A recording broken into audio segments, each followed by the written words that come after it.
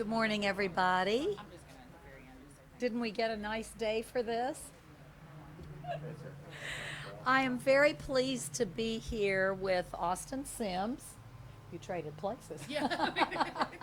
With Austin Sims, the Executive Director of our Housing Authority, and Polly Ruddick, Director of the City's Office of Homelessness Prevention and Intervention. Today we're taking a very big step toward effectively ending homelessness in Lexington. I often talk about the partnerships that move our community forward. And this is another example of a partnership that is helping Lexington overcome a challenge, a big challenge. Over a period of many years, Lexington has worked really hard to put a roof over the heads of people who are experiencing homelessness. And we have had considerable success. The number of people who are homeless in Lexington has significantly declined over the past few years. Today's announcement will get us closer to our goal of effectively eliminating homelessness and bring much needed long-term stabilization to families hit hard by this pandemic. Our city has been awarded 76 new federally funded emergency housing vouchers. Emergency housing vouchers are tenant-based rental assistance, vouchers for people who really need help. Getting these vouchers has been a big team effort, a partnership among the city, the Housing Authority, and social service support agencies. And many of you are here today. Now, let's hear more from Austin Sims, who has led our Housing Authority for many years. We might make him say how many. And has an outstanding record. Welcome, Austin. Tell us more about the role partnerships play in getting these vouchers. Welcome. How many years? Thank you, Mayor. I think it's about 47 years, going on 48. And I want to take this opportunity to thank you as the mayor of this city for your support of this agency and your support of the issues that we deal with on a daily basis. Without that kind of support, we would not be here today. But we are excited about today, and I want to just take the liberty to introduce Joan Whitman, who is the chair of our board and is involved in a lot of housing issues in this city. And again, it's that kind of community support that makes it all worthwhile. Hiding over here in the corner is Aldine Pleasant, who is the manager of the program that we'll be talking about today. Aldine wrote the grant and will be administering it along with the Urban County government and their staff. It is, and I think I just said it, but I'll repeat it, it is an exciting day for Lexington. The award of these 76 vouchers through HUD's funding of emergency housing voucher program is indeed a win-win situation. These vouchers address homelessness in our city, and so it is an opportunity for Lexington to prevent and intervene on behalf of those who are in need of housing. It is a vital opportunity to provide stable housing for children, somewhat different from other housing assistance grants, in that HUD is providing funding for housing assistance payments and the funding allocations for various service fees that clients encounter, as well as money to purchase essential household items for the families. For those who are fleeing or attempting to flee from domestic violence, those who are fleeing dating violence, sexual assault, stalking, or human trafficking, this is a critical opportunity to find a safe place. It is a win-win in that these vouchers activate social services support for those seeking housing, so they not only get a roof over their heads for them and their families, but receive crucial ongoing supportive services. It is indeed a win-win situation for the landlords under this program. Not only is there a $500 lease incentive fee paid to the landlords, but we will also pay the landlords up to 120% for the fair market rent, as well as up to 2 months of contract rent for the security deposit. So they have a much more comfortable position as they rent to those we serve. It is a win-win situation for utility companies. This funding will allow clients with service fees such as utility deposit fees and utility arrearages to be erased. It is a win-win for the social service advocates of this community who can come to the table not worrying about some of these common barriers, but instead they may concentrate on that which they do best, working directly with families. So that's the reason we say for Lexington, it is a win-win situation.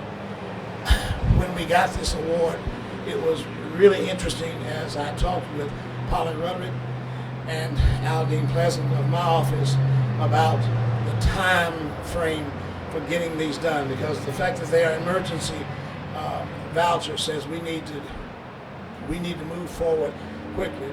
And I was somewhat surprised, I guess I should not have been, but when both said we'll work Saturdays, we'll work overtime, we'll do whatever we're going to do, but each of them said for our departments, I will be the contact person, because it is our intent to meet the goal of getting these vouchers done just as quickly as possible so that we can house people as quickly as possible.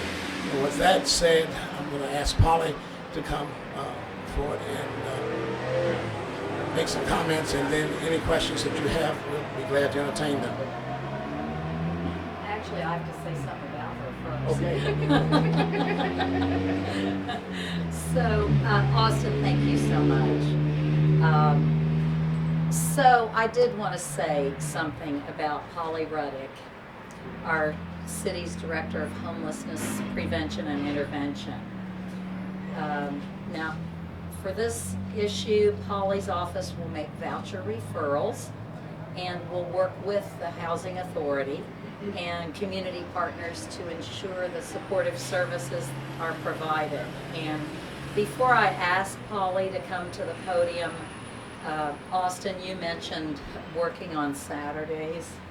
This woman, through this whole pandemic, as you might imagine, with many of us in similar situations, has had daily issues that she had to deal with right now. And Polly was ever strong and just stepped right up when a new challenge came during this last year and a half. She worked weekends. She did what she needed to do to address the folks who were homeless and needed help. And I just thank you so much, Polly, and welcome you to the podium. I didn't have anything prepared. I just want to thank everybody for coming today. I definitely want to thank Austin, but more importantly, Tanya and Aldine, who are standing over here. They are my little superstars. They bend over backwards for us. I am so grateful for their partnership. I just told them before we started that as of Tuesday, we're going to send them over 20 families for this program on Tuesday. We're going to try to get all of these vouchers done as quickly as possible and get folks out of our system and into stable housing and stabilized so they can thrive in their own home. I never thought I'd see the day where I can stand in front of you and say I can house every single child that we have in our homeless system right now, and today I can do that. And that's a pretty awesome feeling. And we've worked really, really hard to get that done. And so it's pretty special after this last year of some pretty stressful times, challenging, change, lots of change this last year. So I just want to say thank you to all of our community partners who are going to work with us on getting this done. But thank you. Thank you. Thank you very much, Polly. And the community partnership, this is how we get everything done. No one can do it all by themselves, no matter what it is. And we have learned that big time this last year, haven't we? So now it's time for questions if you have any. What do I have to do to qualify to get the voucher? Aldine, are you the expert on this? Oh, I can do it, yeah. One of you. So the way that this grant is structured, all the individuals that will be referred to this program come from what we call coordinated entry. So anybody that's experiencing literal homelessness, unsheltered in emergency shelter, transitional housing, kind of gets put in a pool, and we filter through those and prioritize housing for them. That is where the referrals will come from. So if you are experiencing homelessness on the street, in your car, in an emergency shelter, transitional housing project, you can reach out to my office and make sure that you are on the list, and we can work to get you referred. The way we are prioritizing vouchers is we are taking our families with children household compositions first. They're often the hardest to house because the going rate, the market rate for rent is something they often can't afford when they have children in childcare and other obligations. So we want to get those housed first because this is kind of gives them a support for 10 years, at least 10 years. So that gives them a lot of time to stabilize themselves. After that, we're going to start working with our human trafficking victims and our survivors of domestic violence. And after that, we're going to open it up to those with fixed incomes in our system that only make, say, $730 a month, and they just can't afford rent here in Lexington and need that ongoing rental subsidy. But those are really the only qualifications. How many people are in your system right now? So on an average night here in Lexington, we have about 600 people who experience homelessness, and that includes children. And you have 76. So We have 76 vouchers. Only 76 of them. So 76 households. So we have a little over 600 people, and this is 76 vouchers for 76 households, so I couldn't tell you exactly. Do you think you'll be able to reach them all or help them all in some way? We try. Now, we're not going to effectively end all homelessness with these vouchers. We hope to effectively end family homelessness with these vouchers and work on human trafficking and survivors of domestic violence. Paula, did the number go up amid COVID or stay at that level as far as the amount of families that are homeless? So she asked if the number went up, stayed the same, or went down during COVID. We had a decrease in those experiencing homelessness during COVID, and even currently we are continuing to see that decrease in overall homelessness here in Fayette County. And I'm asked a lot about what contributes to that. And eviction moratoriums played a role in our inflow into our system, keeping people stable, those CDC moratoriums, the eviction moratoriums, and the massive rental assistance, both with what the city gave, the $1.4 million in September, and now over $9 million that we've received. Those rental subsidies are keeping people in their homes, which doesn't allow them to come into our homeless system, which is a good thing. And for any of you, how concerned are you when those end as far as how the problem will increase again? So it's an ongoing conversation. Well, and Yeah. I'll just say the city's committed to, I had a conversation with the governor about a week ago to ask for more money for rental assistance because the state has a pot of money. And the city is committed to continuing its rental assistance as long as we have the money and can do it, even after, of course, after the moratorium. How many people are facing eviction right now in the environment? How many people are facing eviction? I don't I don't know. Do you have the number? I don't know that I can give you the number. Again, the partnership between the Urban County government and the Housing Authority, it is our hope and intent to evict no one as a result of that. We're attempting to work with how we can get those funds and get the rents caught up. So our desire and intent and objective at this point is that we will evict no one for non-payment of rent resulting from the pandemic. How much are these? I'm hearing from shelters that they are seeing more people every night.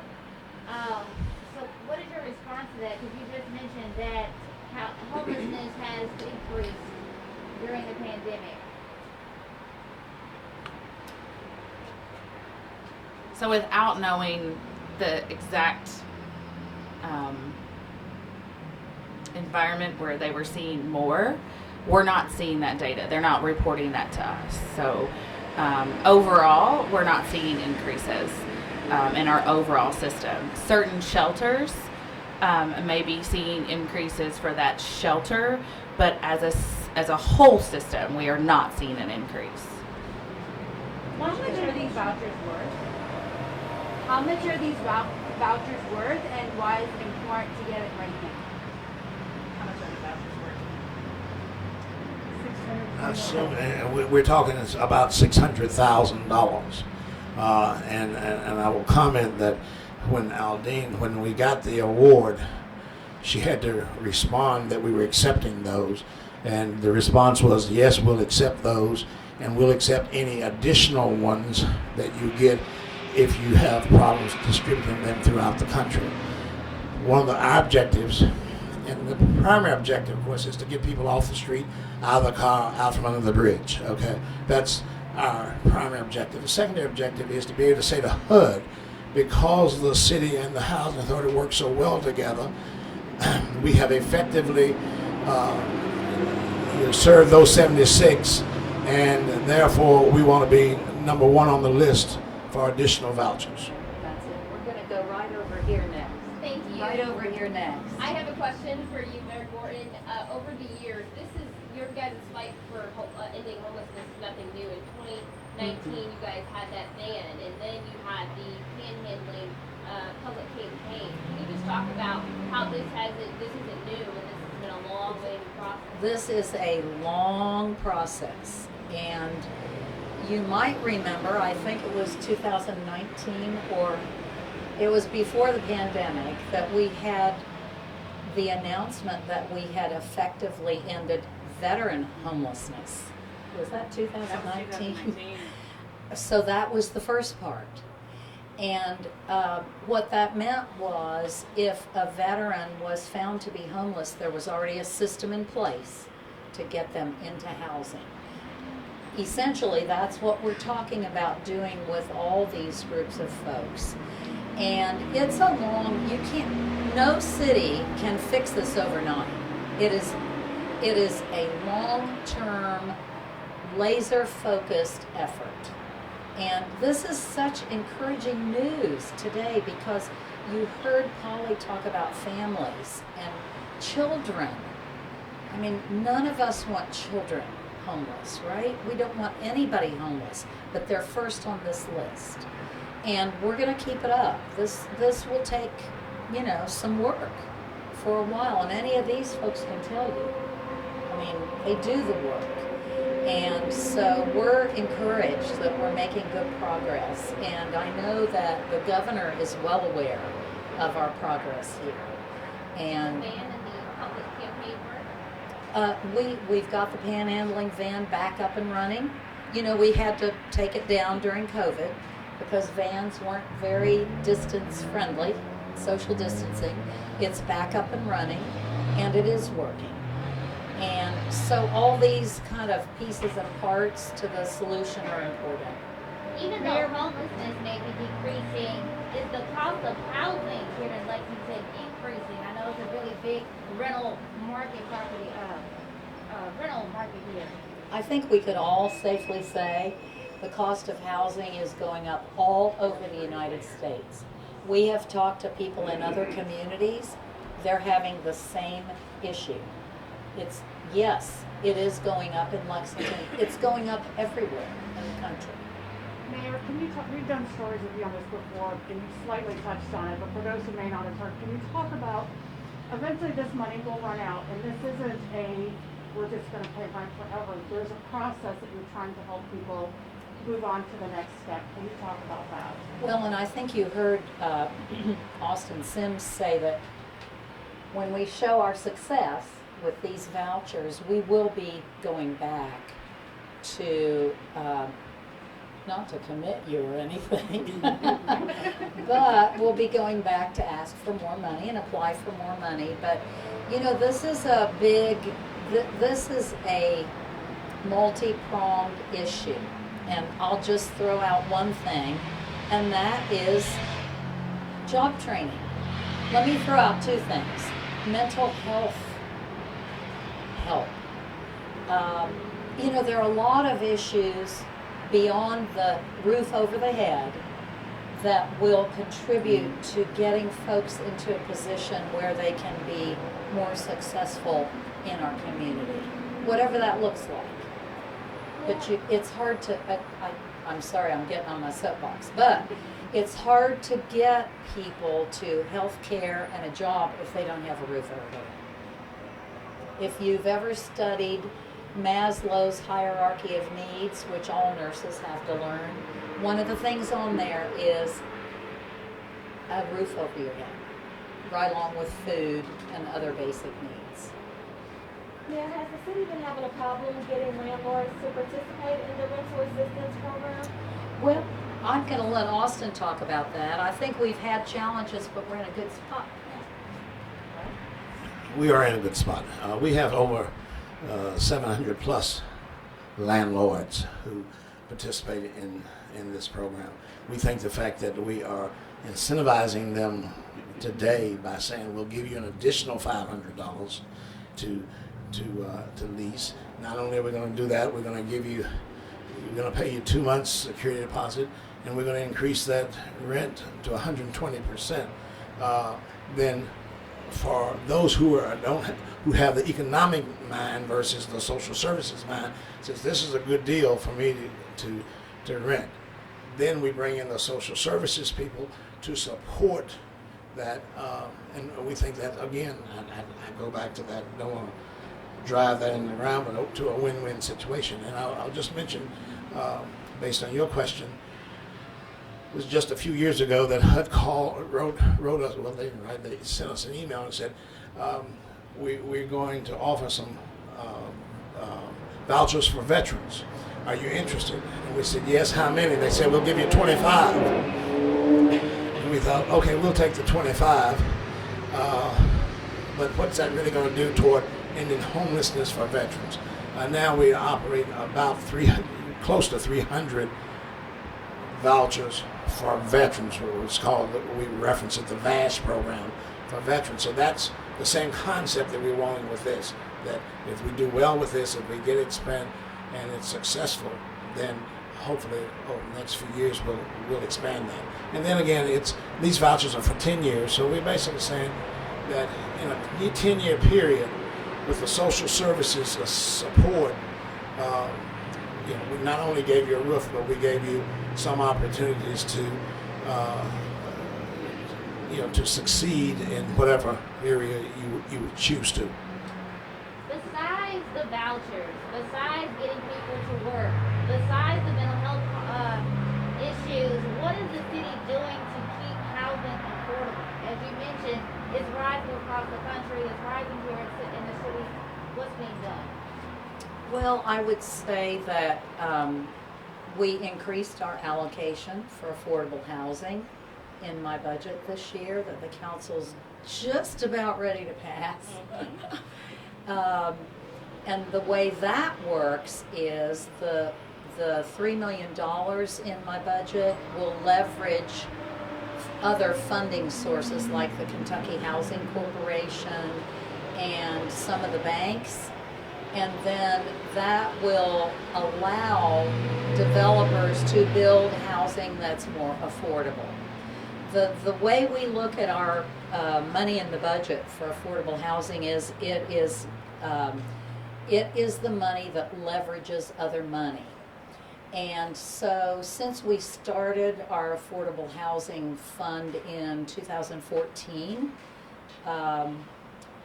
when I was vice mayor, we have put about $17 million into it, and we have leveraged $198 million from the community and the housing corporation. It's a huge bang for our buck. So we have, we are doing that very intentionally. The other thing I'll mention that is very new and different and is in my budget is a new Department of Housing Advocacy. We've never had that before. And I'm very optimistic that it will help people. It was one of the recommendations in my Commission on Racial Justice and Equality, is pull the housing divisions together and be an advocate for people in terms of housing. So we've created this new department. We'll have a planning advocate in there. We'll have code enforcement in there. And code enforcement will become more, in the past, code enforcement has been viewed as punitive. What code enforcement will do is work with folks who are low income. We've put a pilot amount of money in there that can be accessed to fix code violations for people who are low income. This has never been done here. And we've put affordable housing in the department. We've put grants and special programs in the department. And we've put Polly and her homelessness prevention and intervention there. So this is a first for us, and it puts a real focus on housing.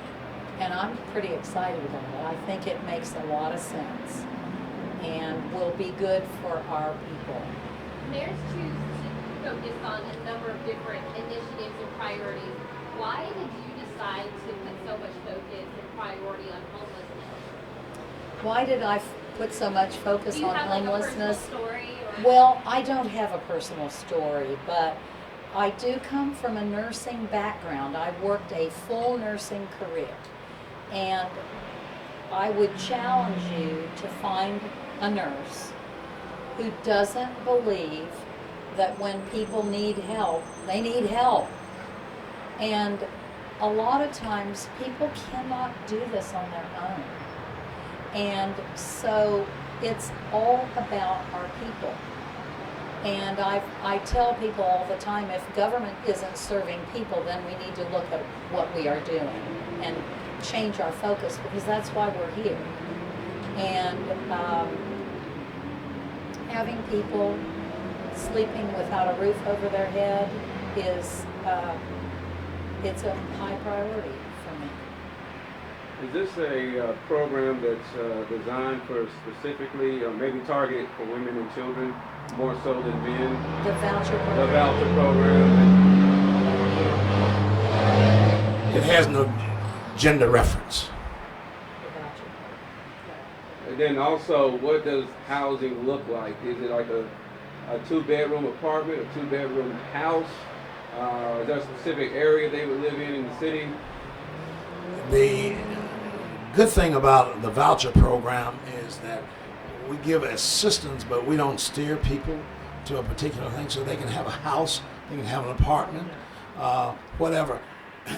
They make that selection, and when they make that selection, then we have inspectors, and they're all standing around this morning, who go in and check to be sure that, again, a win-win, because we're saying to landlords, we'll pay you, but you've got to have your properties to meet the housing quality standards.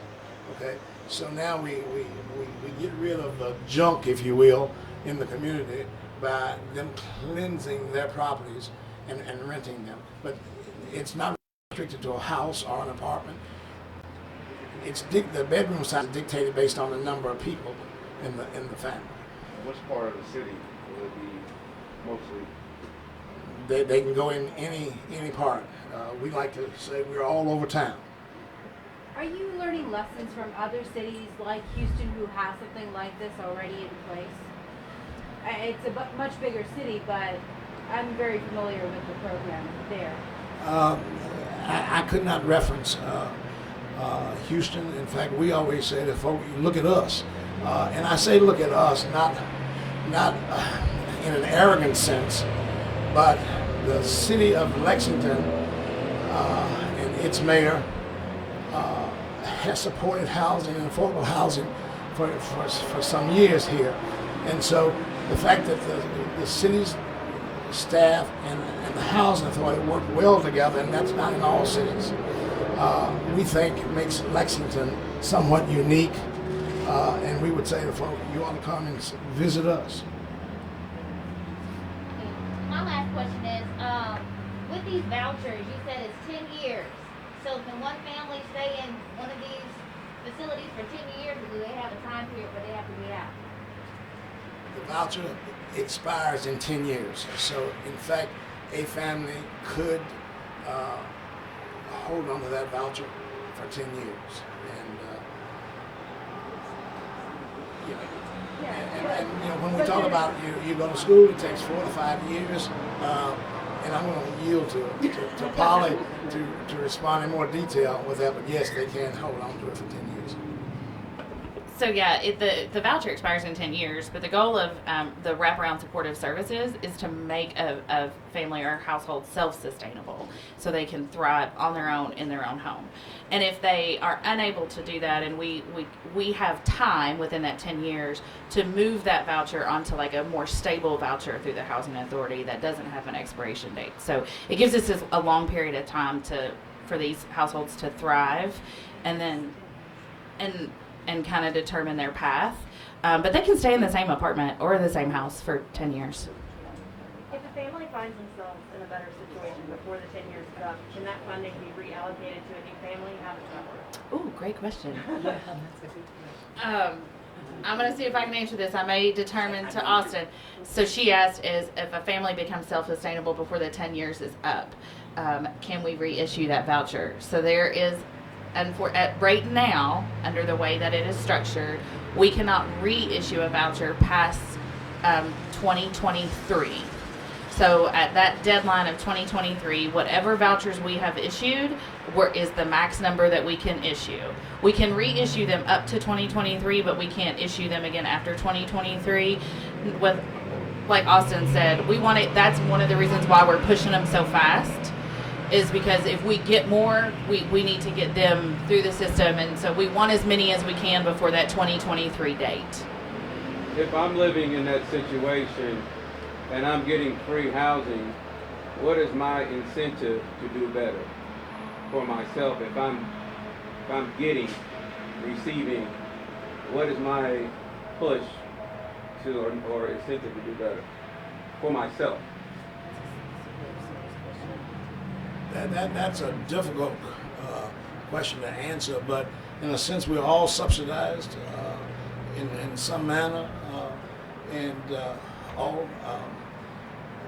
we would hope that with the social services component that they would work with families to see the other side of the track, if you will, see where the grass is a little bit greener. And we believe, we can give you stories under the Section 8 regular program, success stories, where people have taken those vouchers and not kept them forever, but they have taken those, got a job, gone back to school, graduated, and their rents go up to a point that no longer can they use our subsidy. And so and maybe we ought to do that more, talk more about our success programs, but we would be encouraged that with the social services help, that many of the people will move up and out, except for the fact that there may still be some who, for some reason, cannot move up and out, and if not in America, that we still think they ought to have decent housing. And I'm going to piggyback with Austin. I think I'm with Austin. We do not celebrate our success enough. So even in their voucher programs, we see it in our grant programs, this idea that if someone's getting something for free, they wouldn't do better. And we see it every single day, individuals that become stable in housing through a housing first model and have that safety and security can now focus on other aspects of their lives like mental health, job training, and they start to thrive. And then they realize that they can do better and see that other side of it and start to recover from their homelessness or recover from their situation. So maybe we need to take a minute and just celebrate our success a little bit more than what we do. Thank you all so much. Really appreciate you being here.